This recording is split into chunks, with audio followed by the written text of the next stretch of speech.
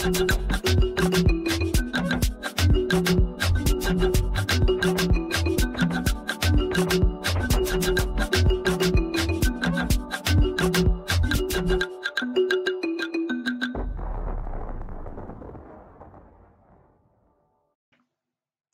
salutations à tout le monde, mes salutations à vous. Continuons sur la liste 16 pour en français avec l'astuce multi-select et surtout l'astuce qui nous parle de revenir avec les champs texte dans les copy questions. Voilà. Et en faisant cette petite vidéo, je réponds à la question qui m'a été posée dans les commentaires par Sylvain Mujidila et celle de Dan Freddy et Philippe Rakato. Aussi d'autres personnes qui ont mis en commentaire leurs questions. Alors, comme on avait dit, si vous posez des questions en commentaire, nous pouvons revenir avec les astuces. Voilà. La question qui a été posée était celui de savoir, par exemple, si on saisit les noms du répondant à ce niveau, nous, on a saisi de notre côté Kapopo. Voilà. Après savoir saisir Kapopo, lorsque nous entrons dans les champs où on pose la question de savoir les noms du chef de ménage. Vous voyez, on demande à Kapopo, c'est quoi le nom du chef de ménage? Si Kapopo saisit encore Ilunga, on pose la question à Kapopo. Et voilà, Ilunga est-il homme ou femme? Voilà, Ilunga est homme ou femme? C'est à ce niveau-là où il y a le problème. Donc, notre ami Sylvain voulait savoir, je ne sais pas si j'ai bien prononcé son nom, oui, c'est Sylvain. Il voulait savoir comment est-ce qu'on récupère ce nom-là et on l'affiche de ce côté. C'est ce que je vais essayer d'expliquer dans cette vidéo. Je ne peux pas perdre beaucoup de temps. Je pars à la seconde question qui nous a été posée par plusieurs personnes dans les commentaires et les quelques noms que j'ai cités avant d'éviter cette vidéo. Voilà ce qui s'est passé. On a plusieurs choix qu'on fait. Vous voyez ici, on a plusieurs choix. On peut sélectionner autant des, des réponses. Voilà. Et ce qui se passe à côté, c'est que si vous sélectionnez ici, vous voyez juste à côté là, il y a la lettre que vous avez sélectionnée qui s'ajoute à la liste. Donc, ça aussi, je viendrai expliquer tout à l'heure pour que vous compreniez un peu vite. Voilà, je ne peux pas perdre beaucoup de temps, je ne peux pas m'attarder à ce niveau. Comme les questionnaires, vous l'avez déjà, je vais juste essayer de vous expliquer et vous-même, vous allez vous adapter avec ce qu'on a déjà fait. Voilà, comme annoncé tout à l'heure, vous voyez à ce niveau-là, vous sélectionnez par exemple le nom du répondant comme on a mis le code à ce niveau. Donc, c'est juste aller, il y a 3 onglets, je vous ai déjà expliqué ça dans les vidéos précédentes. Vous voyez, là, c'est le formulaire, là, c'est la partie logique et à ce niveau-là, c'est la partie CAPI.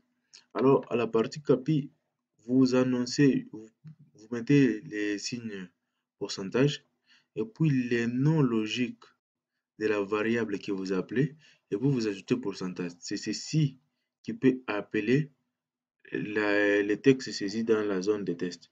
Voilà.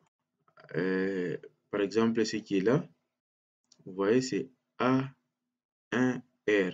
Donc, A1 répondant. Donc, quand vous partez dans la logique, vous allez voir, c'est à la question, le nom du chef de ménage qu'on demande au répondant. C'est quoi le nom du chef de ménage? Là, j'ai répondu à la première question. Nous allons passer directement au troisième module où il y a les multi-select. Voilà, les multi-select, c'est comment ça se réalise. Donc là, c'est là où il y a un peu des gymnastiques. Vous allez là-bas, vous voyez, il y a donc, ça, j'ai vu un peu d'expliquer. Vous pouvez partir juste au niveau sur la partie logique, vous vérifiez ce qui se passe. Voilà. Donc, en réalité, la question elle-même, c'est une chaîne de caractères. Vous savez comment déclarer une chaîne de caractères. Voilà. Maintenant, derrière ça, il fallait créer les questions pour chaque accession, disons. Si sur votre questionnaire, vous avez Par exemple, ici chez moi, il y en a, je sais pas jusqu'à combien. Voilà, il y en a jusqu'à 5, 7. Voilà, il y a 5 assertions. Ces assertions, moi, j'ai créé pour eux les variables appropriées. Voilà, donc ces variables qui sont là ne peuvent pas s'afficher sur notre questionnaire. Je les ai créées juste pour prendre une valeur si il a été choisi. Voilà. Après cela, nous ajoutons la logique à ce niveau.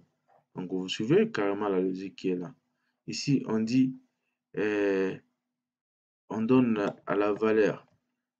Donc, on a créé une variable i. Et cette variable va chercher la lettre, le nombre 5 dans la question C4.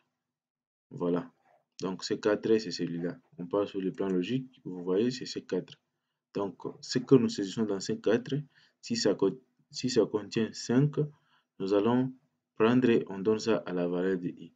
Et ce qui veut dire que si nous venons ici, on est en train de chercher dans i, là où on a la valeur a.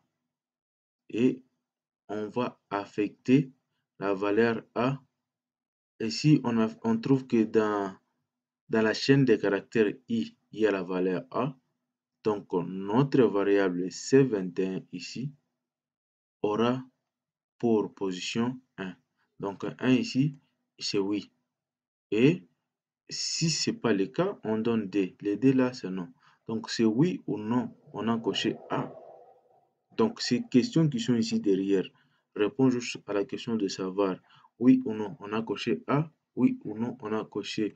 L'autre ici demande oui ou non, on a coché B dans C2. CD, il est où? Voilà, ça c'est C4, CD est là. Donc, vous voyez par exemple ici. Donc, dans CD, est-ce qu'on a coché I? Est-ce qu'on a coché ça? Voilà. Ici, I, c'est carrément le autre. Si on coche I, donc on va aller à autre, à la question qui est ici précisée. C'est pourquoi on a demandé I directement à ce niveau-là. Donc, vous pouvez juste suivre cette petite logique du module C et vous allez comprendre comment est-ce les multiselect se passent. Ou sinon, c'est très simple. C'est très simple. Et pour la suite, je vais m'arrêter par là. Si vous avez d'autres questions, vous mettez des questions. Et si vous n'êtes pas satisfait de cette vidéo, vous mettez encore en commentaire vos questions. Comme ça, ou bien vous me faites signe en commentaire. Comme ça, je vais revenir encore avec force sur le même point. Et encore une autre vidéo juste pour des questions. Et je vais réexpliquer les multiselect qui a été soulevé.